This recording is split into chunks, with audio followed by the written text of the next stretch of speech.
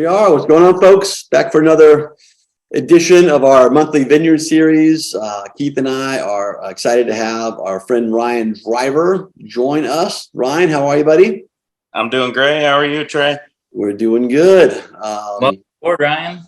Ryan manages Elevation Vineyard, and if you haven't heard of Elevation, you probably have heard of Ziggy Stardust block. And our little less than 1.75 acres total planted in that block is our Ziggy Stardust block, where our Spiders from Mars Syrah comes from. If you're in our Rocks Club, for those who love the rocks, you're lucky enough to get that wine every year. And if you're in our regular wine club or mailing list, you have the opportunity to buy that wine when we release it in the fall every year. And we definitely recommend picking up a bottle to try because it is one of the most unique wines made in the Pacific Northwest. And we're going to dive into why that is. And we've got the man himself, Ryan, here to explain some of that stuff to us.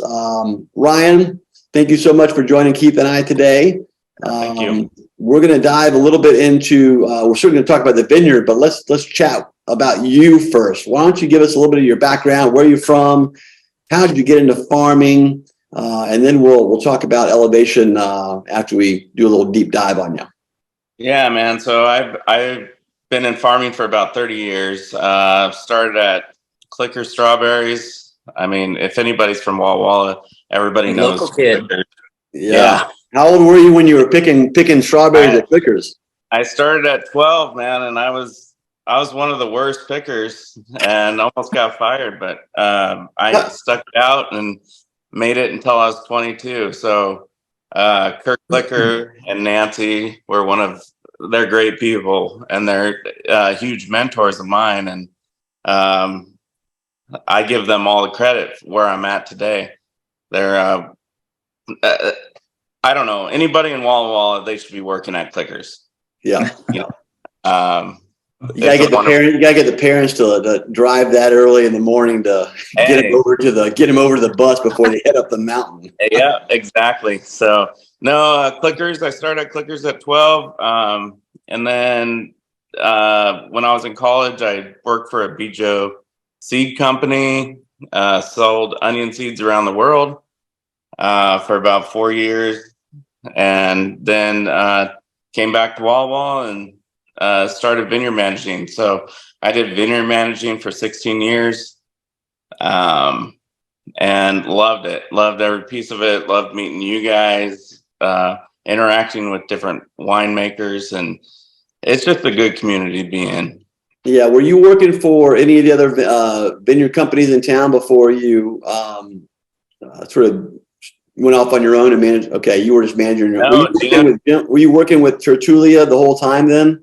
Yeah, Jim just took a chance on me, man, and he just was like, all right, let's try this. And then so we started out with Tertulia's vineyard of 7 acres. Then we started expanding with the Riviere on the rocks. That's another 13 acres. And then we started with Elevation. And that's interesting. You're working with pretty much the 3 main soil types in Walla Walla as you were farming all these sites. The estate block at Tertulia, of course, is those deep windblown luss and loam, and then you've got the rocks, of course, and now we're going to dig into Elevation. And let's talk a little bit about that vineyard site. What year did you guys start sort of working the dirt up there?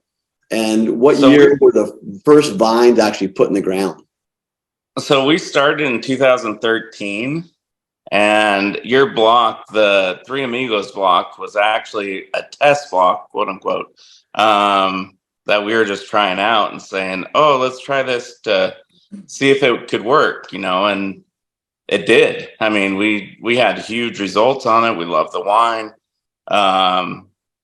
And then we met with John Moreau from Mason Maison Bleu, yeah. Maison Bleu, yeah. And so he was like, dude, I love this up here. Let's plant Grenache. Let's plant, like some stuff in that heavy basalt that you call Ziggy now.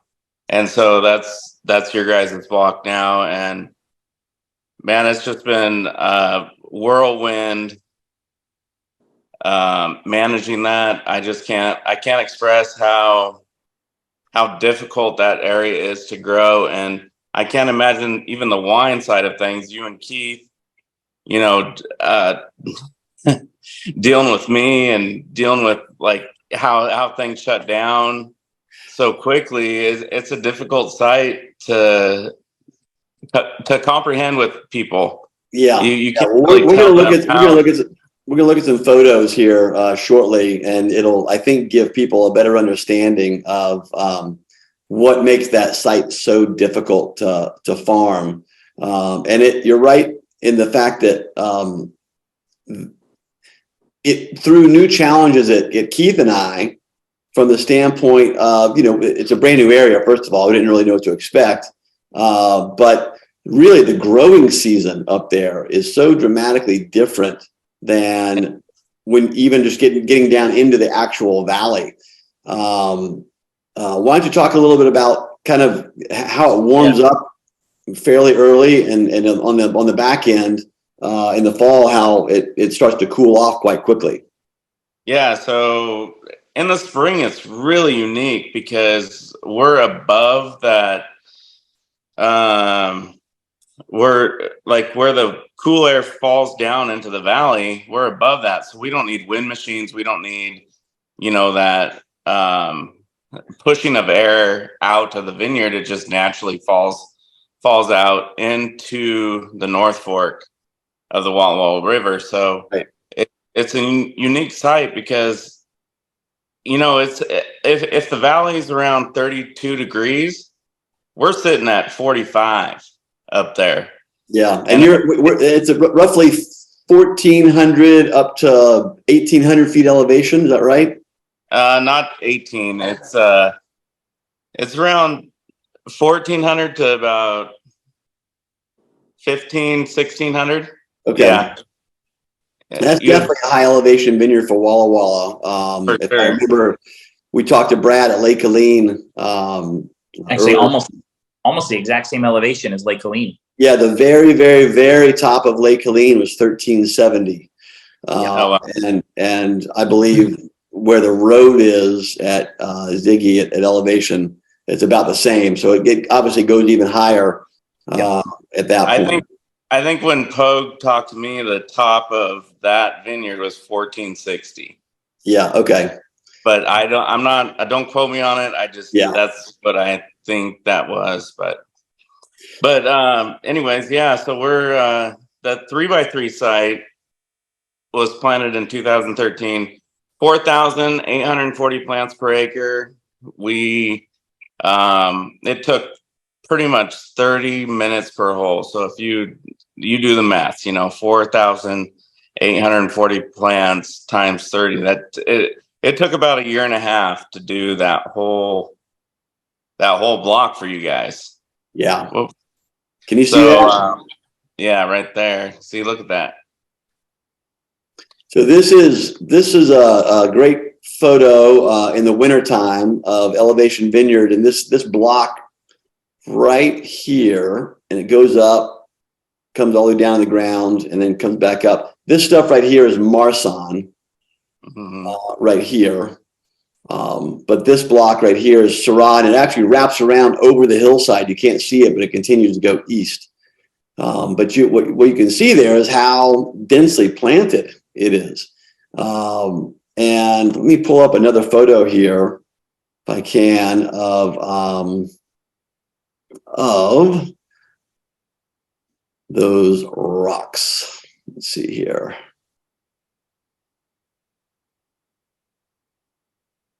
There's one of your vineyard crew working their way down. You can also see how steep it is right there too. That's the other, besides the soil, Ryan. Yep. I got areas that are over 45 degrees in slope. Yes, sir. Why don't you talk about, from the irrigation standpoint, how different is this particular block compared to not only the rest of that vineyard, but just kind of your other vineyards in general that you work with? Yeah, so we like with univertical, I call it vertical training on that 3x3 or meter by meter block that we're talking about. We put on 6,300 gallons an hour. So if you like wrap your head around that, we do, 4-hour sets. So I do pulse irrigation, Right. which is 4-hour sets in the morning, then 4-hour sets at night. So that's 1.3 gallons per plant each set. Each hour we're doing that. So in the valley, I mean, it's way less. It's a quarter of that, what we do in the valley. But Is that simply because there's just no moisture holding capacity in the soils? exactly what these plants are. With the basalt, it's just going right by them. So we have to feed them 4 times as much just to get that little drink that they need. And you've seen it, Trey and Keith. These plants, we try to water all year, and then all of a sudden they're done because they get that 120 degree temperature, and they just can't hold up to it. This is a road cut shot right here from the bottom of the vineyard, standing in the road, looking back up at our Ziggy block. And you can really see, even though you've got grass and what looks like, wildflowers and dirt and whatnot, but you can see the fractured basalt poking through all that stuff. And once you get up into the vineyard, and earlier I had a photo of one of the holes that they had dug with their jackhammers. It may look like there's dirt on top of the basalt. And there may be, it might be 4 inches thick, but once you get below that, it's literally nothing but fractured basalt in there. And yes, that moisture that you're applying when you're doing your water sets, that moisture does go down into the rocks, but it's so fractured that it's just working its way straight down. It does give a place for the roots to chase. But it doesn't hang out there very long because there's no soil to really hold it there. We've actually seen those roots through the basalt, like cracking through the basalt, working its way through. Yeah, I mean, it's incredible to see. Yeah, no doubt. And they're happy. And they're happy. Yeah. Let me pull up our Google Earth. You guys see that right there? I don't see anything. I still see vineyard photos. Yeah. Okay. The very first vineyard photo. All right, hold on. Oh, you still see the first one? Yeah, yes. I still see the first one. I see your mouse moving. It's my fault. This is the road cut. Sorry about that. So we'll just have to we'll have Daniel put in photos over the top of that for our conversation. There we go. Yeah, that's the road cut that I was talking about. And then let me go ahead and pull up the Google Earth. All right, you guys got that? Yes. Got it. There we go. All right, so again, there's the Pacific Northwest. We're going to zoom in to Elevation Vineyard.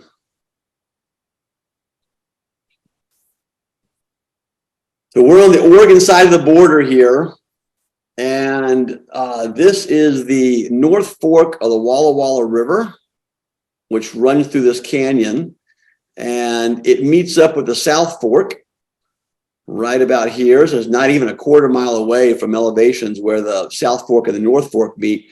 And from here, they exit out into Milton Freewater. And you can see this great alluvial fan. We went over this when we have done our rocks, a couple of our rocks talks and stuff. But this alluvial fan right here is basically the exit point for the Walla Walla River, and all the river rock that come down from the North Fork and South Fork eventually ended up in this valley, and that makes up the Rocks District. And so one of the fun things I like to talk about with our customers when they have both psychedelic or funkadelic, as well as the Spiders from Mars, is that this is essentially the birthplace of the rocks districts. All of that, all those basaltic cobbles that you see down in the Rocks District came from up here. And when you walk the Elevation Vineyard, and especially the Ziggy Stardust block, you can kind of see how that fractured basalt on a very steep hillside over time eventually works its way down into the river, and that river eventually works that material all the way out into the valley. Ryan, how big is the actual vineyard site as we're looking at it right here? Because this is all terraced, of course. So the whole vineyard site is 20 acres. Planted vineyard is around 12 and a half. 12 and a half. Okay. And the majority of that, as you can see here, was terraced. That's where these lines are. Let's see if I can do some 3D action here. Hey, get my drone in there. We should have taken some drone pictures for sure. Oh, there you go. You've got some great, you've got some great drone footage in there. So there's, this is the Three Amigos block right here. It sits right behind the shop, the vineyard shop. And then you move over here to the east a little bit. And this entire hillside right here is now planted to Syrah. When we took over the block in 2016, which is the first vintage, 16 and 17, it had Grenache planted kind of right here in this middle block. And we've since replanted that with more Syrah to try to increase our production on how much Syrah we're actually pulling out of that. But it really gives you, just looking at this view right here, gives you a dramatic view of the valley. You can get a sense of, again, how steep it is. Again, roughly 1,450 feet down here at the bottom. And then when you get up here to the top, you're going to be closer to 1,600 feet. Yep. Amazing the things you can do with this Google Earth, isn't it? It's awesome. It's just incredible.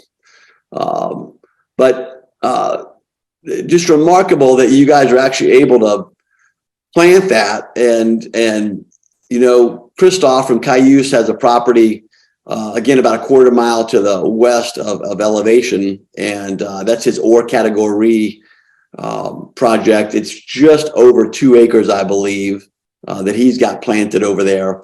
And it's very similar to this 3x3 stuff that we see where the Ziggy Stardust block is located. Hey, Trey and Keith, how are the wines tasting this year? Keith? Yeah, no, I haven't tasted the 22 probably 3 weeks ago when I finished malolactic. You and I tasted it, Keith. We tasted it. Yeah. 3 weeks ago when I was just finishing up malolactic. I think it's special. I mean, it's always special. That wine is so singular. Honestly,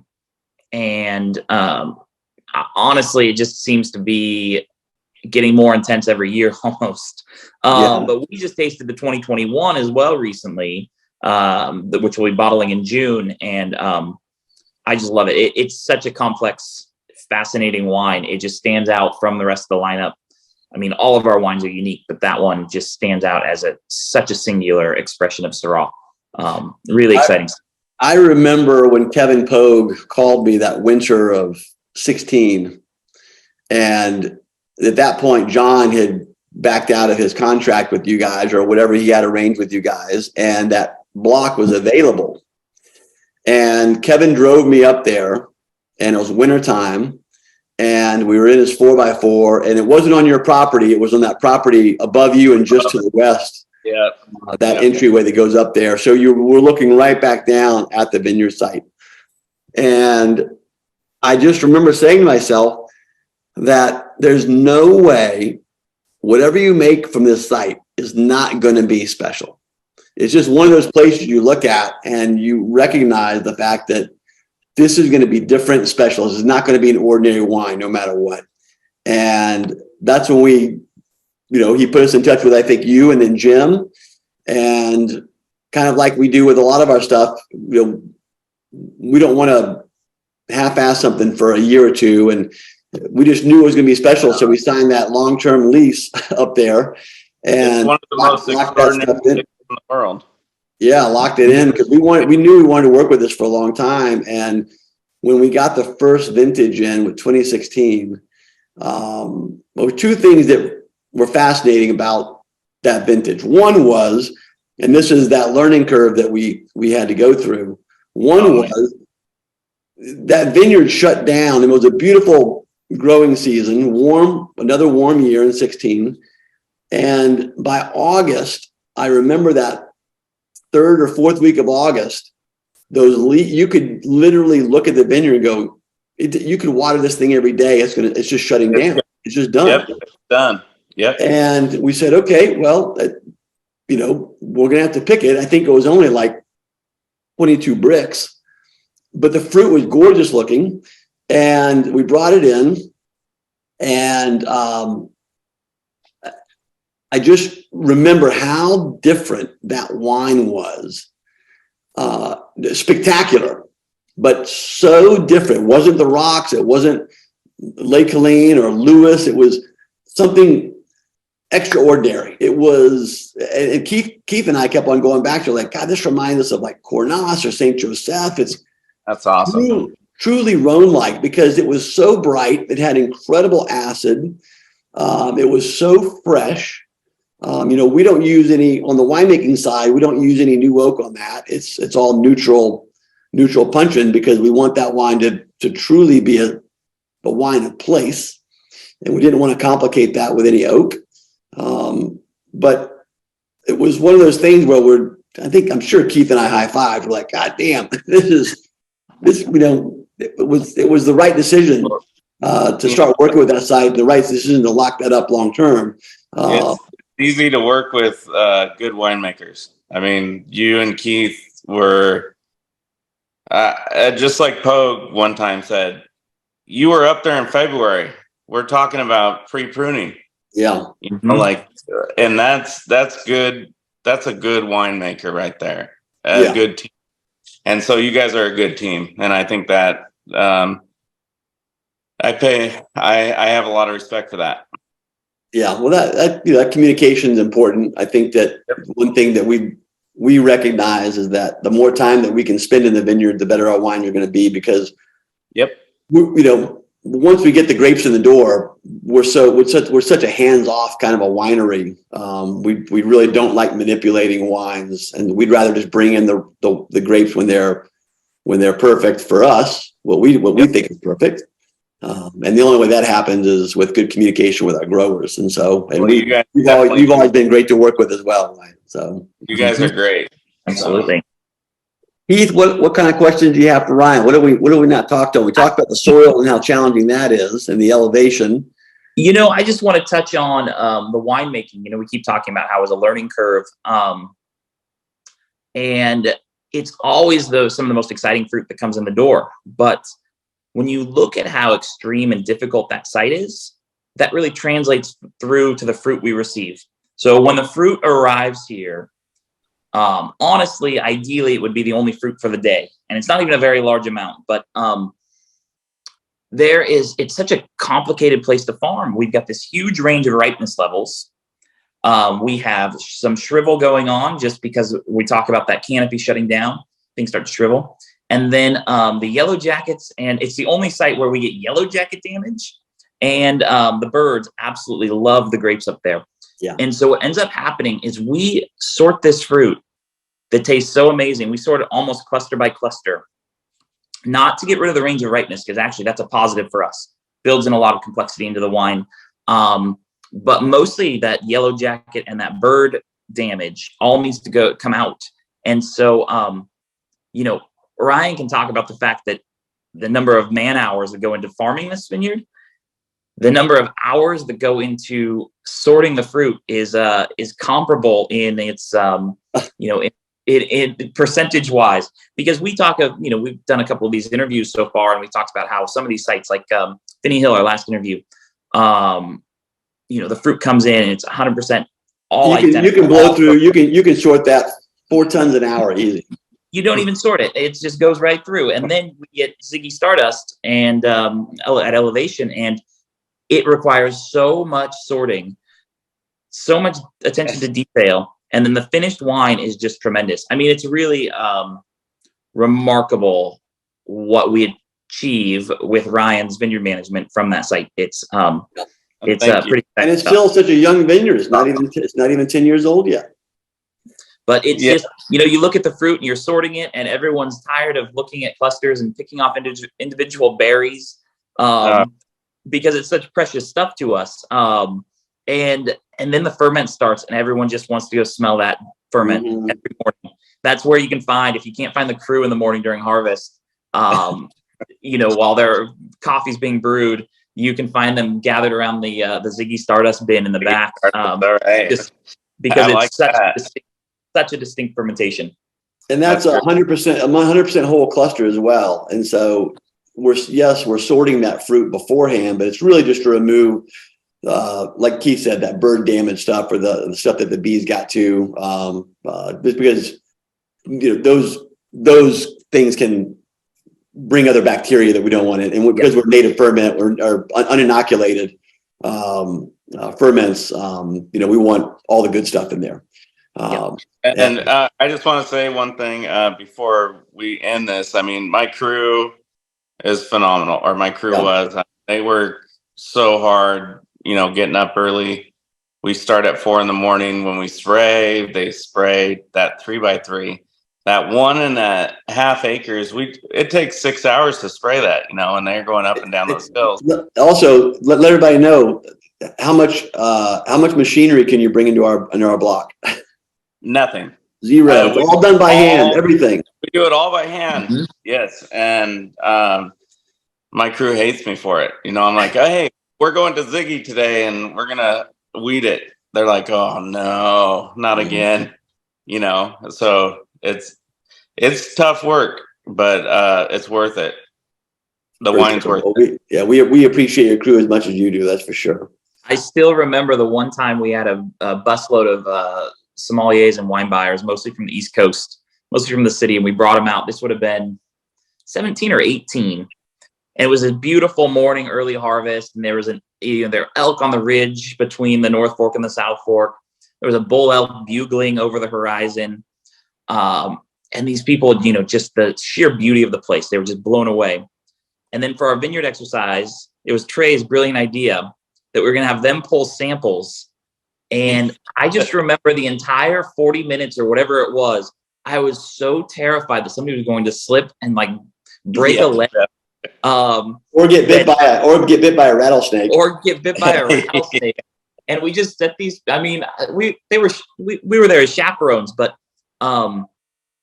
it is such a extreme sight. And even just going up and down those rows, I've got a tremendous amount of respect that you can even get a crew in there and for the work they do, because pulling samples, it's hazardous and it's hard work.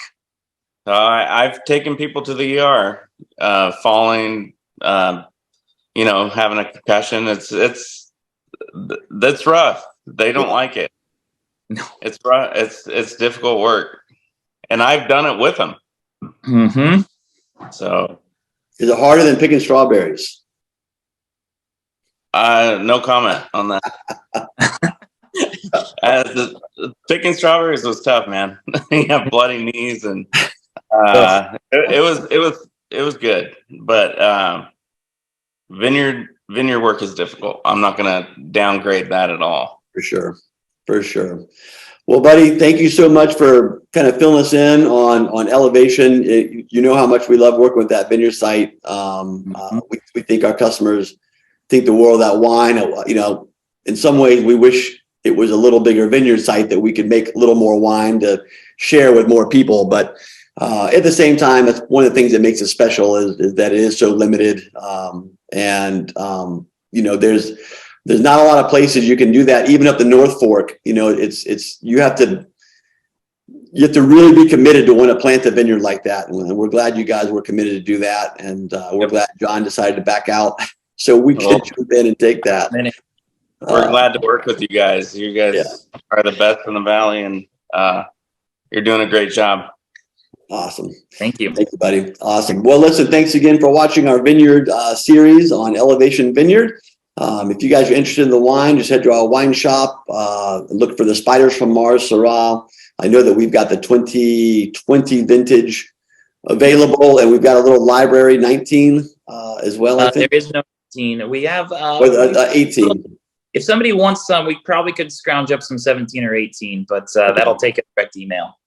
Okay. Yeah. Get a hold of Keith for that. So don't bug me about it. Keith's in charge of the library stuff. So anyway, we look forward to seeing you guys next month with our next vineyard, and you guys have an awesome day. Thanks. Thanks for Cheers. joining us, Ryan. Yeah, cheers.